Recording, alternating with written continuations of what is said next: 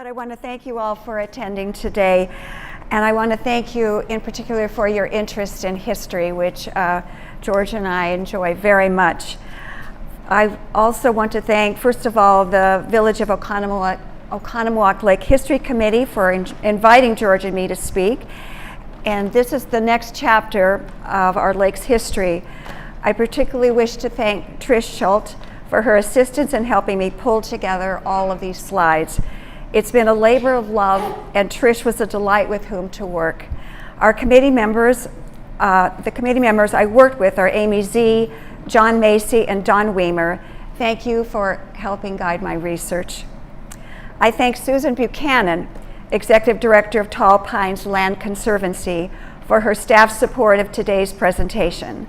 Please visit their table for more information on the important work they do for land conservancy.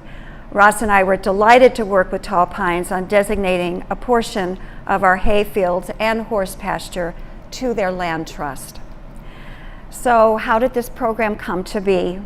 You may recall that Don Weimer and John Macy 2 years ago gave a wonderful presentation primarily focused on the history of the development of the north and west shorelines of the lake. The eastern shoreline holds a very distinct history due to one main factor: the Chicago, Milwaukee, and St. Paul Railroad. Where a railroad track was laid, influenced development quite significantly. And in 1840, a man named Stephen Brower convinced the local politicians to run the railroad through his land, which later became the site of the Gifford Hotel and now the Oconomowoc Lake Club. The Gifford Hotel would come to have its own private railroad depot. The Spring Bank Resort, which is over in here, benefited from the same proximity to the railroad. On the other hand, the eastern shore was a considerable distance from the railroad depots of Okauchee and Neshota. It was a long ride in a horse-drawn carriage. Not surprisingly, this wooded area east of the lake remained productive farmland. To start at the true beginning, this entire area was tended by indigenous peoples who fished its lakes and streams. Let's see if I can move this forward. And hunted its woods, marshes, and wide open spaces. Archaeological research finds that Paleo Indians were the first residents of Waukesha County. They are believed to have arrived in southeastern Wisconsin in 10,000 BC. It is said that the Paleo Indians were drawn to the region in large part due to the abundance of fish and large game. The woodland Indians were known as mound builders. Experts regard the town of Summit as one of the richest in the state of archaeological remains. I found it particularly interesting that more mounds were built by American Indian communities in Wisconsin than in any other region of North America. Prior to the Euro-American settlement, there may have been 15,000 to 20,000 mounds in the state. Perhaps 4,000 of them remain today. The Ho-Chunk tribe is said to have constructed effigy mounds that date from 100 BC through 1600 AD. The Potawatomi Indians were descendants of the mound builders, and they were the area's sole dwellers from 1700 until the arrival of the white settlers. The Sauk leader, Black Hawk, is rumored to have had a campsite on Oconomowoc Lake. Here is a great portrait of Chief Black Hawk painted by renowned American West artist George Catlin. A Frenchman named Jacques Vieux came to trade with the Indians. He's believed to be the first white man to ever set foot on Oconomowoc soil, and that date was 1827. The Black Hawk War of 1832, an 1833 treaty, and a smallpox epidemic shortly after the arrival of the white settlers all contributed to the disappearance of the indigenous peoples from this area who were largely dispossessed of their lands. A new ethnic order was taking hold in this area. So now the US government owned the land and would sell it to any interested buyers. The first white settlers to this area began in 1838. Life was not easy for these early settlers, and many just packed up and left after experiencing a Wisconsin winter, nearly starving to death. A heartbreaking accident was the drowning of 3 young boys in 1839 while crossing the inlet of the bay on Oconomowoc Lake when their boat capsized. The young boys' remains were buried on the shore near where they died, land later owned by Charles Hartwell, a name that figures prominently in our story on the history of the east shore of the lake. The Hartwell name is memorialized on a street sign off Sawyer Road.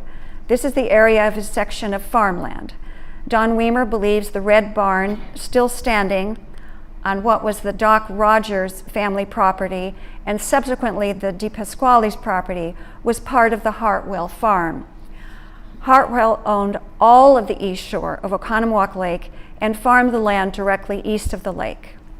Hartwell was born in New Hampshire in 1820 and arrived in the Oconomowoc area in 1857 by way of Cincinnati.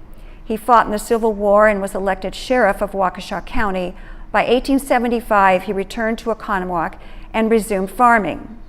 Hartwell soon discovered that the real estate business could be more profitable than farming, and he began selling lots on the east shoreline of Oconomowoc Lake to interested buyers. The first known very interested buyer was a man named Edmund Lindsay, the eldest of 5 brothers who ran a successful farm implement business called Lindsay Brothers. The brothers were united in business and united in a family interest in this wooded land on the east shore of Oconomowoc Lake. Edmund, seated in the center, and his wife Celia were the ones who discovered this beautiful area and thought of it as the perfect place to spend their summers and raise their children. In 1885, Edmund and Celia paid Hartwell $100 per acre for 16 acres of wooded land, and they continued to buy additional land frontage from Hartwell so as to protect them from, quote, undesirable neighbors. So this was the beginning of the Lindsays building the first of 6 lake cottages that would spring up over the next 30 years. It was called the Lindsay Summer Colony. Over time, Edmund Lindsay bought an additional 22 acres of marshy lakeshore to the south for $4,000. He dredged the swamp and eventually sold this land to Fred Pabst in 1906. This area became known as the Pabst Canals and the site for Fred Pabst's beautiful home. The name Pebbly Beach was given this beautiful shoreline by the Lindsays, which they described as the finest on the lake. To this day, there are still pebbles on this beach. This slide of the shoreline was taken during a Lindsay family reunion on July 4th, 1916, celebrating the anniversary of the arrival of their ancestor, David Lindsay, in 1841 from Dundee, Scotland. Over 120 Lindsays attended the reunion in 1916. It was then decided that the families would meet every 25 years on July 4th.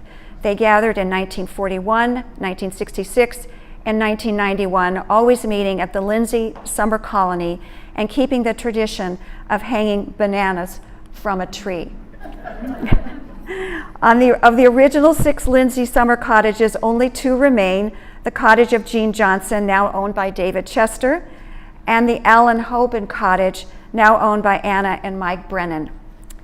The original marker, a large stone with the words Pebbly Beach, now sits at the entrance of Gretchen and Fuzzy Merrick's home on the site of the Alex Lippett cottage. In 2020, my husband Ross and I bought what was then the Ann and Doug Lindsay cottage, built in 1890. As a historian, it was very sad to come to the decision to tear it down, but the house had deteriorated much too far to save it, as the cottage had been barely used for over a decade. We turn now to the property north of our house, known today as Greenwood Lee, but originally known as Oak Knoll. From county records, we know that in 1891, Edmund Lindsay sold this property to banker and financier Louis Jerome Pettit. Pettit paid Lindsay $30,000 for the lake frontage and 21-acre parcel east of Pettit Road and north of Neshota Road, We now certainly know why this road is called Pettit Road. He was, however, not building a summer cottage. He was building a summer resort. I wish to clarify that L.J. Pettit is not to be confused with Lloyd Pettit from Chicago, who married Jane Bradley of the Allen Bradley Company. That was a different spelling. This Pettit was originally from New York. He established his wealth through his family's salt and ore mines, and he carried on his family's legacy. He played a large factor in the manufacture and sale of salt in the United States, at one point controlling 1/5 of all the salt consumed in this country. He consolidated the New York and Michigan associations in the L.J. Pettit Salt Company, and in 1902 sold out to the International Salt Company, his interest valued at more than $1 million, about $36 million today. He was a pioneer in ore mining. He was the chief owner of the Norrie and Pabst mines of northern Michigan, and it was during his direction that these mines were the first to reach an annual production of 1 million tons. He sold the mines and the ore steamers to the Carnegie Steel Company, the price received being reported at the time of over $3 million. Pettit first came to Milwaukee in 1877 representing the Syracuse Salt Company and soon came to be known as the Salt King of Milwaukee. Pettit served as president of First Wisconsin National Bank, now U.S. Bank. He was director of the Chicago, Milwaukee, and St. Paul Railroad, a trustee of Northwestern Mutual, and a director of the Old Bend Coal Company, which operated 14 mines in southern Illinois and western Virginia. Pettit most certainly would have become good friends with his lake neighbor, DeWitt Buchanan, who owned Old Bend Coal Company as well as all of Buchanan Point, just north of Pebbly Beach. Pettit married mining heiress Mary Clement in 1881, and they had 3 children, Douglas, Suzanne, and Clement.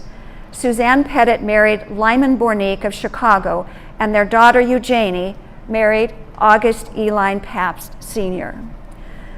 Pettit was a great sportsman as he was a businessman. He was president of the Milwaukee Rifle Club and an expert rifle shot. He tied the world's long-distance record with 149 out of a possible 150 points at 800, 900, and 1,000 yards. My husband Ross said that explains why Augie Pabst was such a great shot. We're delighted Augie could be here today. During the winter months, the Pettit family lived in a beautiful mansion on North Prospect Avenue in Milwaukee. Pettit hired the renowned Milwaukee architecture firm of Ferry and Kloss to design this home in the classic design. Ferry and Kloss were the architects of many great buildings in Milwaukee, including the Downtown Central Library and the Pabst Mansion. So what drew Pettit to Oconomowoc Lake? We can only speculate, but we know his friends and neighbors on Prospect Avenue, George Douglas Van Dyke and George P. Miller on Juneau Avenue, had discovered this famed bass fishing lake, and Pettit followed. For his Oconomowoc Lake home, Pettit again turned to Ferry and Kloss to design his yellow 20-room summer home with wide porches and a captain's walk overlooking the lake. Pettit remarkably hired his own photographer to have his residence photographed. Pettit even self-published a little album of photographs aptly entitled Oak Knoll, which he would hand out to friends, and which is essentially a photograph album of his entire complex. It is exceptional to have this photographic record from a historical standpoint. I'm very grateful for Don Weimer's research. He found this book. So here it is. It's such a treasure. So let's run through these pictures. Here is the artist rendering published in the Milwaukee Sentinel on April 2nd, 1893. The house is approached by a roadway from the east leading to an open porch and porte cochere. Entering a large vestibule, you come into the general living room in the center with a large fireplace at one end. The main staircase opens out of this general living room. From this room to the north is the dining room. The china closet and pantry leading to the kitchen still exist. There used to be a large porch on the north side of the house, which was used for open-air dining during very hot weather.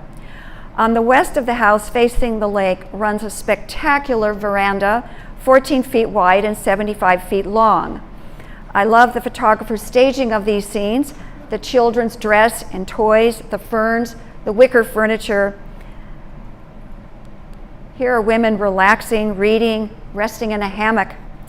On the second floor, there's the billiard room, a gun room, which certainly reflects Pettit's interest in that sport. Here is a bedroom with a fireplace. The third floor also offers several bedrooms. The house is provided with gas and electricity. The exterior's inspiration can be found in many older homes along the New England coast, especially with the Captain's Walk. I love the sign on the tree. This way to the lake. Let's see if I can find that. The construction was completed in 1893. This 50-acre property included a boathouse, a wonderful electric launch, a gatehouse, a furnished playhouse for their children, a carriage house, and here are images of Pettit's 4-horse hitch and the 2-horse hitch. This view of Pettit's large oval racetrack for harness racing and is noted here, and to exercise his purebred trotters, guests could race the sulkies on the Oak Knoll Speedway, another great sign. There was an archery range, a rifle range whose large concrete target barrier still stands at the north end of our hayfield. And do remember that it is a working farm. So this looks like a fun place to spend the summer. Pettit served as Commodore of the Oconomowoc Lake Club in 1886 and 1906 to 07. He is credited with starting a club of businessmen called the Phantom Club. For 26 years, the men met at area hotels or they cruised in the launches on the local lakes for their monthly meetings. In December of 1917, L.J. Pettit decided to sell his Oak Knoll estate to Mr. Van Schack. Why? Well, as we learned from the Gifford Hotel story, we can only speculate that the automobile changed everything. The automobile offered people the opportunity to experience other summer destinations easily and quickly. Staying in one spot for the summer was no longer necessary or desirable. Again, this is speculation on my part. Pettit obviously had a deep love for horses, and sadly, horses were being replaced. Here is a slide recently found by George Chester, a group of people watching one of Pettit's beautiful horses on the track. I'm happy to say that this love of horses has carried through to his great-granddaughter, Eugenie Pabst. Sometime during the Pettit era, the beloved playhouse was given to the Lindsay family and moved to Mary and Bill Pollock's property. Perhaps this was done because Pettit's children were grown and there were many Lindsay children around. The yellow playhouse has been lovingly maintained by Mary and Dan Drummel and painted blue to match their house. Pettit continued to enjoy his Milwaukee residence on North Prospect Avenue. He died on December 2nd, 1932 at Columbia Hospital in Milwaukee, failing to recover from an emergency operation for a kidney infection. The New York Times obituary title was "Salt Manufacturer, Banker, Mining Pioneer, and Sportsman, was 76." There were reports that Pettit suffered a financial setback due to the stock market crash in 1929. Pettit's daughter tried keeping up the house, but it was very expensive to maintain. So in 1932,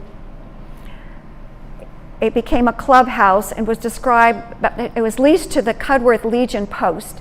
It became a clubhouse and was described by National Legion officials as the most beautiful Legion club in America. In March of 1938, Suzanne finally sold the house and much of its contents to the Legion Post, which included several of her father's important paintings and other art. Unfortunately, in July 1938, when literally the ink was not dry on the deed, somebody dropped a cigarette on a sofa and it smoldered, and the entire interior of the house with many of its treasures, went up in flames that summer night in July of 1938. Essentially, the house was a loss. You can see the Pettit house being demolished and the new Cudworth Post in the background, and when it was built and completed in 1940.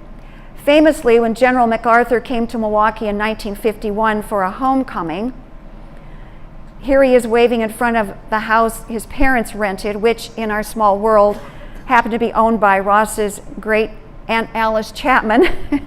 MacArthur's motorcade continued and drove through this horseshoe driveway of the Cudworth Post to greet people standing in the doorway, but his driver did not stop or even slow down, which gave rise to the quote in Milwaukee that old soldiers never die, they just drive away. Where the Pettit house once stood today is the South Tower of St. John's on the Lake. Who knows? Baby Ross and I will end up there and we can continue to channel Louis Pettit. Getting back to Oak Knoll, Van Schack operated this property as a health facility through the Postal Health Camp until 1923. Ross's uncle Bill Chester recalled that the sanitarium was known as a place where wealthy Milwaukee businessmen came to dry out. It was during this era that the carriage house was transformed into a gymnasium, and to this day the lines of the squash court are still visible on the floor of the living room of this family home. In February 1923, Van Schack sold Oak Knoll to Julia and Edwin Bartlett, who were good friends of next-door neighbors Laura and George P. Miller. On September 19th, the Millers purchased the property from the Bartletts as a home for their daughter and son-in-law, Alice and William Chester. The property was renamed Greenwood Lee. Why was that? Laura Chapman Miller, perhaps at the urging of her sister, Alice Greenwood Chapman, renamed the property after their ancestral home in Yorkshire, England. This manor house still stands today. And Laura and George Chester have visited this manor house, which today is two houses. George tells the story that after a very nice tour of the property, they stopped at a nearby pub, and a local man asked what brought them to the area. George replied that he was a Greenwood, and they had just visited Greenwood Lee. At that point, the whole pub erupted in laughter and exclaimed to much merriment, "Aren't we all?" I thought it might be helpful to include a slide of a chart to help sort out the family members who came to this East Shore so many years ago. The family connection started with George P. Miller, who, with his bride Laura Chapman, began to lease the Harry Sanderson house in 1897. Harry Sanderson, who built the estate in 1892, had died, and his widow, Clarice, had no interest in living on the lake without him. Eventually, Clarice sold the property to George and Laura in 1906. George and Laura named the estate Broad Oaks, a name the Millers may have seen on a trip to the English Lake District, where a Lake Windermere resort bears the same name. George and Laura had two daughters, Isabel and Alice. Isabel never married. Alice married William Chester, and they had 4 children. It was getting a bit noisy for George Miller at Broad Oak, so when the property next door became available in 1929, George bought it for Alice and William. The property at the time was known as Oak Knoll, but the name of the estate was changed to Greenwood Lee in honor of Laura Chapman Miller's English ancestors, the Greenwoods. The Chapmans and Greenwoods, originally from Massachusetts Bay Colony, are descendants from the Reverend John Greenwood, who was hung at Tyburn in 1593 by Queen Elizabeth for his radical views. Isabel Miller inherited Broad Oaks in 1960. She sold the property to George Chester, the eldest son of Alice and William Chester, in 1976. As of 2008, George Chester Jr.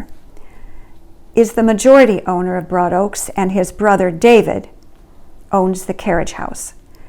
The family has carried down through the generations the Chapman name as a middle name, honoring T.A. Chapman, Laura's father. Turning to Greenwood Lee, When Alice Chester died in 1972, her daughter, Marion Reed, inherited the property. Marion died in 2014, and her 4 children and their heirs now each own a percentage of Greenwood Lee. Ross and I bought a Lindsay house next door to Greenwood Lee in 2020, so we have come full circle. We continue the original Lindsay name for this property, Pebbly Beach. I hope this chart helps clarify who is who and who is where. I would like to add that to the north of Broad Oaks still stands another beautiful historic Victorian home built in 1892 by attorney George Douglas Van Dyke. Along with his wife Louise, and they chose this site because they wanted to live next to their dear friends George and Laura Miller. They named the estate Cloverside, and subsequently their daughter Louise and husband Stanley Hawkshurst inherited the house. The next owners were Archie and Pat McHugh. They sold the house in 1980 to Karen and Ted Templeton. The current owners are Peter and Hunt Eldridge, whose great-grandfather was the aforementioned DeWitt Buchanan, who owned all of Buchanan's Point. The Buchanan family arrived on these shores long before our family. How wonderful to have this family back on the lake. So glad to have Hunt here today.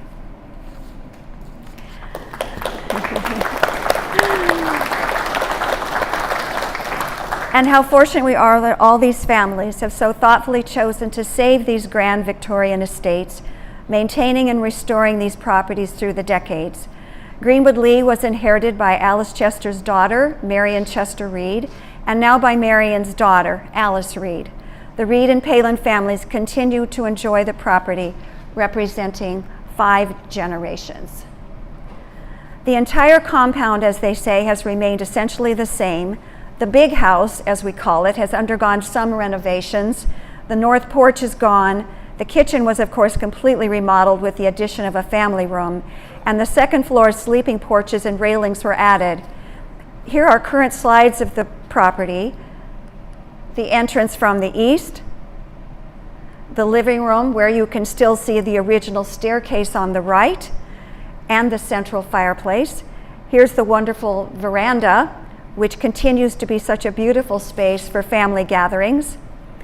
The gun room is gone, and the billiard room is gone, converted to bedrooms. Here's the bedroom shown in the 1893 picture, but the fireplace is gone. The gatehouse, or cottage as we call it, saw the addition of north and west porches and a downstairs bathroom. This was the summer home of George Chester's family from 1946 until 1976, when George Chester Sr. bought Broad Oaks from Aunt Isabel Miller. Ross and I enjoyed raising our family in the cottage for over 44 summers. Our daughter and son-in-law, Marion and Greg Pruitt, and grandson Henry now call this charming 1893 cottage their summer home. The original oak knoll pillars still stand at the entrance, but the capstones are now, of course, engraved with Greenwood Lee. The old ice house remains unchanged, and the carriage house has been converted to 2 residences. The gymnasium from the days of the Postal Health Camp is on the right side of the structure and is the home of Lisa Reed. The adjacent original hayloft on the left has been converted to the home and members of the Palin family, Alice Reed's children. This loft was the summer home of the Bill Chester family for many years. The oval harness racetrack is now 2 tennis courts, a pickleball and basketball court, a soccer field, soon to be the site of a family wedding, a horse pasture, and 2 hay fields, which are now, as I mentioned, held in a land trust through Tall Pines Land Conservancy. Again, we thank Tall Pines for their assistance in achieving this goal. The boathouse was sadly removed. Why? Perhaps when the Millers bought Oak Knoll, Greenwood Lee, they asked themselves, why have 2 boathouses side by side? No one told them, you'll never be able to rebuild that boathouse. The beautiful boathouse built by Harry Sanderson in 1892 is situated between the two properties and still stands, as George mentioned. Harry Sanderson was a Lindsay through marriage, so if we circle back to Edmund Lindsay. The bathhouse with changing rooms may have been built in the 1930s when the Greenwood Lee boathouse was removed. Through all this complex since 1893 has always been painted yellow. So from the indigenous peoples to Charlie Hartwell, the Lindsays, L.J. Pettit, Van Schack representing the Postal Health Camp, the Bartletts, the William Chesters, the Reeds, the Palins, the Sandersons, Millers, and George Chesters, George and I conclude our presentation on the history of the lake's eastern shore.